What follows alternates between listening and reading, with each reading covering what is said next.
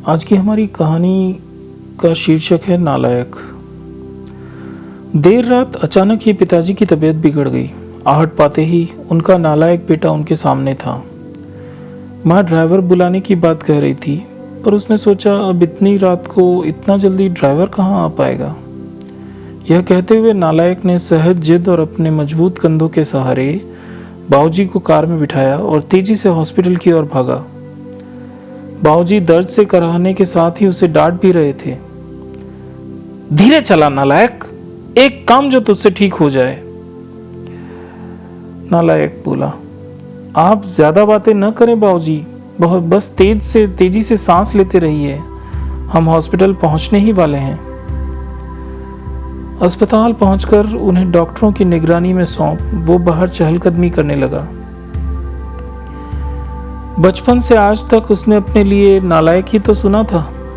उसने भी कहीं न कहीं अपने मन में ये स्वीकार कर लिया था कि उसका नाम ही शायद नालायक है। तभी तो स्कूल के समय से ही घर के लगभग सब लोग कहते थे, नालायक फिर से फेल हो गया। नालायक को अपने यहाँ कोई चपरासी भी न रखे, कोई बेवकूफ़ ही होगा जो इस नालायक को अपनी बेटी देगा। शादी होने के बाद भी वक्त बेवक्त सब कहते रहते हैं कि इस बेचारी के भाग फूट गए जो इस नालायक के पल्ले पड़ी। हाँ, बस एक माँ ही है जिसने उसके असली नाम को अब तक जीवित रखा है। पर आज शायद अगर उसके बाबूजी को कुछ हो गया तो शायद वो भी। इस ख्याल के आते ही उसकी आंखें छलक गई और वो उनके लिए हॉस्पिटल में बने एक मंदिर में प्रार्थना करने लगा।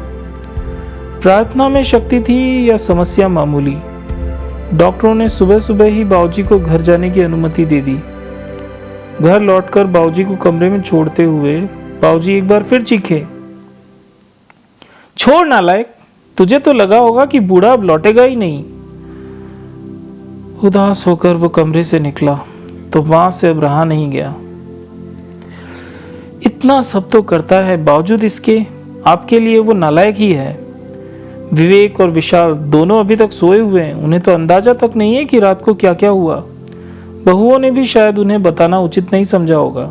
यह बिना आवाज दिए आ गया और किसी को भी परेशान नहीं किया। भगवान न करे कल को कुछ अनहोनी हो जाती तो। और आप हैं कि उसे शर्मिंदा करने और डांटने का एक भी मौका नहीं छोड़ते। कहते कहते माँ रोने लगी। इस बार बाबूजी ने आश्चर्य भरी नजरों से उनकी ओर देखा और फिर नजरें नीची कर ली। माँ रोते रोते बोल रही थी, अरे क्या कमी है हमारे बेटे में। हाँ मानती हूँ पढ़ाई में थोड़ा कमजोर था, तो क्या सभी होशियार ही होते हैं। वो अपने परिवार, हम दोनों को मकान, घर, पुश्तैनी कारोबार, रिश्तेदारी सब कुछ तो बखूबी संभाल रहा है, जबकि बाकी दोनों जिन्हें आप लायक समझते हैं वो बेटे सिर्फ अपनी बीवी और बच्चों के अलावा ज़्यादा से ज़्यादा अपने ससुराल का ध्यान रखते हैं। कभी पूछा आपसे कि आपकी तबीयत कैसी है? और आप हैं कि बस। बाबूजी बोले, सरला तुम भी मेरी भावना नहीं समझ पाई ना, मेरे शब्द ही पकड़े बस। क्या तुम्हें नहीं लगता कि इतना सब होने के बावजूद भी इसे बेटा कह के नहीं बुला पाने का, गले से नहीं लगा पाने का दुख मुझे नहीं है? क्या मेरा दिल पत्थर का है? हाँ सरला, सच कहूँ दुख तो मुझे भी होता है, पर उससे भी अधिक डर लगता है कि कहीं ये भी उनकी तरह लायक ना बन जाए। इसीलिए मैं इसकी पूर्णता का एहसास अपने जीते जी तो कभी इसे होने नहीं दूंगा।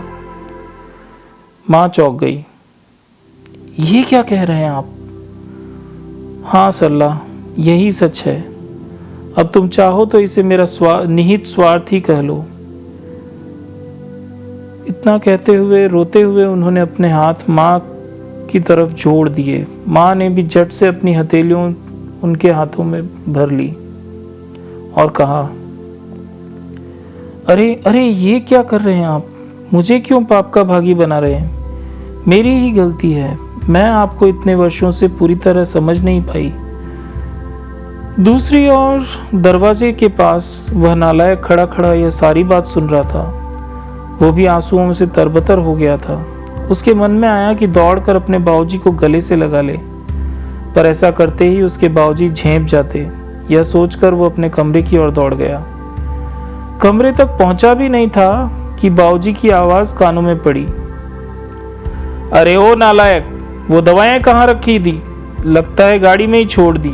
कितना भी समझा दो इसे, एक काम भी ठीक से नहीं होता। नालायक झटपट आंसू पोंछते हुए गाड़ी से दवाएं निकालकर बाबूजी के कमरे की तरफ दौड़ गया। तो मित्रों, आज की इस कहानी के बाद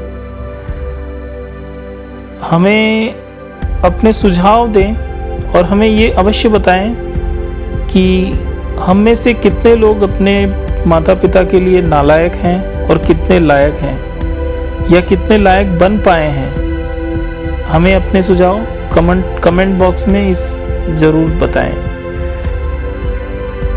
अगर प्रस्तुति हमारी अच्छी लगी तो इसे शेयर करें, सब्सक्राइब करें, कमेंट दें, फीडबैक दें। आपका फीडबैक हमारे लिए बेहद वांछनीय है।